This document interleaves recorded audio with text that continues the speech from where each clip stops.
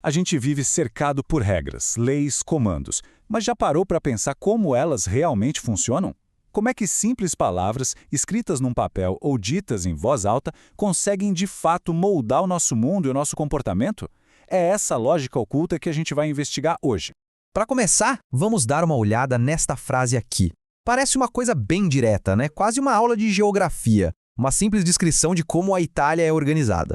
Mas é aí que a coisa fica interessante. Será que isso é só uma constatação, uma informação, ou tem alguma coisa a mais acontecendo? Como é que uma frase que parece descrever a realidade pode, na verdade, estar criando essa realidade?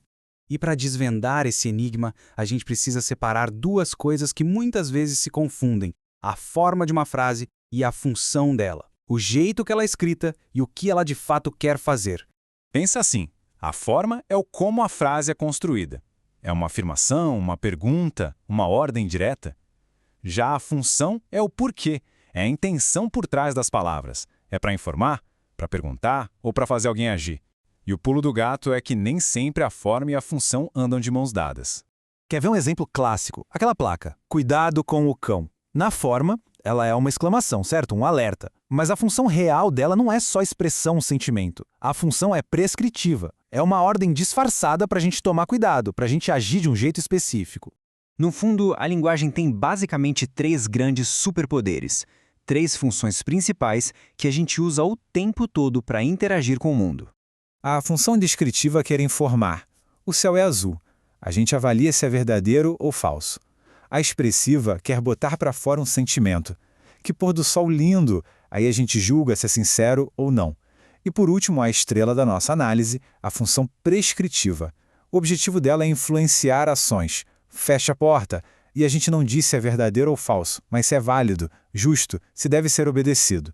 E aqui está o ponto central. O mundo do direito, das normas, das leis, ele vive nesse universo prescritivo. Ele não está tentando tirar uma foto do mundo como ele é. Ele está tentando esculpir o mundo como ele deveria ser. Ok, entendemos que as regras usam essa linguagem para influenciar, mas vamos um pouco mais fundo. O que é exatamente um comando? É só uma ameaça disfarçada? Existe uma teoria que tenta simplificar tudo, dizendo que uma ordem, no fim das contas, é só uma descrição de consequências. É como dizer, olha, ou você obedece, ou vai sofrer uma punição. Mas será que a vida é tão simples assim? Na verdade, essa ideia não se sustenta por três motivos bem claros. Primeiro, nem toda ordem vem com uma ameaça. Diga ao seu pai que eu liguei. Cadê a sanção aí? Segundo, a própria ideia de algo ruim já é um julgamento de valor. Ou seja, já é uma linguagem que tenta influenciar. E terceiro, a punição não é um evento natural, tipo a chuva. Ela é a aplicação de outra regra, de outro comando. A gente não consegue fugir do elemento prescritivo. Então, a gente volta para essa ideia fundamental. Descrever o mundo é uma coisa, tentar mudá-lo é outra completamente diferente. Uma é a fotografia, a outra é o cinzel que esculpe a pedra. Mas atenção, seria um erro pensar que a linguagem prescritiva é uma coisa só, sempre dura e impositiva. Na verdade, ela funciona num espectro, com vários níveis de força. Podemos pensar nisso como uma força de obrigação. Lá no topo, com a força máxima, está o comando.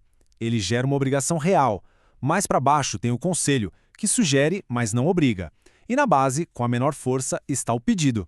Essa diferença entre comando e conselho é fascinante. O comando te obriga, o conselho te dá uma opção. O comando geralmente é dado no interesse de quem manda. Já o conselho, em teoria, é no interesse de quem recebe. E o mais importante, a responsabilidade. Se alguém cumpre um comando e tudo dá errado, a responsabilidade é de quem mandou. Agora, se alguém segue um conselho e dá errado, bom, aí a responsabilidade é toda de quem decidiu seguir. E para completar esse espectro, a gente tem o pedido. A característica dele é ser feito no interesse de quem está pedindo, mas assim como o conselho, ele não cria obrigação nenhuma para outra parte. Certo, mas por que tudo isso importa? Qual é a utilidade de entender essa gramática da influência no nosso dia a dia? A grande sacada aqui é perceber que as regras não são entidades mágicas. Elas são uma tecnologia, uma ferramenta construída com palavras. A função delas é sempre influenciar o comportamento. E agora, a gente sabe que a aparência pode enganar e que essa influência vem em diferentes volumes. Entender essa lógica nos dá uma espécie de decodificador para as estruturas de poder que estão por toda parte, do governo até as nossas relações pessoais. E isso nos deixa com uma última pergunta, que talvez seja a mais profunda de todas. Se, no fim do dia, as regras são apenas linguagem, de onde vem a força delas? O que transforma um monte de palavras em uma lei que pode mudar o destino de milhões de pessoas? A resposta para isso? Bom, ela nos leva direto ao coração do que significa viver em sociedade.